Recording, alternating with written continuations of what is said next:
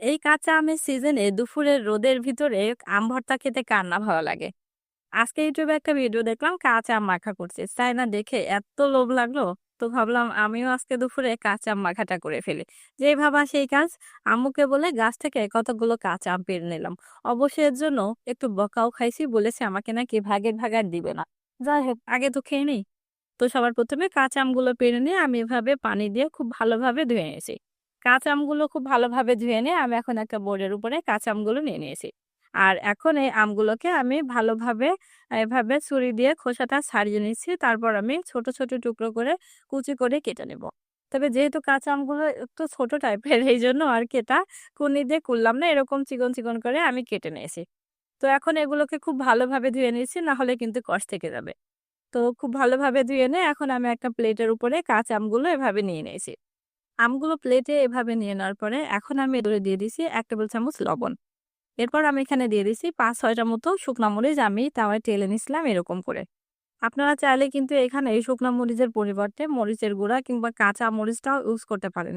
কারণ আম ভর্তা কিংবা যেকোনো ভর্তায় কিন্তু এভাবে একটু ঝাল, ঝাল করে বেশি হইলে খেতে অনেক বেশি মজা লাগে।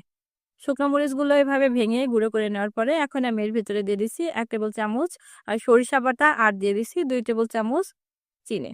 যেকোনো ভর্তায় একটু চিনি ইউজ করলে কিন্তু স্বাদ অনেক গুণ বেড়ে যায়।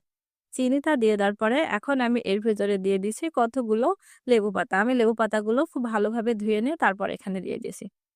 সবগুলো উপকরণ দেওয়া হয়ে গেছে। এখন আমি হাত দিয়ে খুব ভালোভাবে এটাকে মাখিয়ে নিয়েছি। বলেন তো এভাবে মাখতে, মাখতে কার, কার লোভ লাগতেছে? আমার কিন্তু মাখার সময় কিন্তু জিভে পানি চলে আসছে। আমি কিন্তু অনেক বেশি সুসা।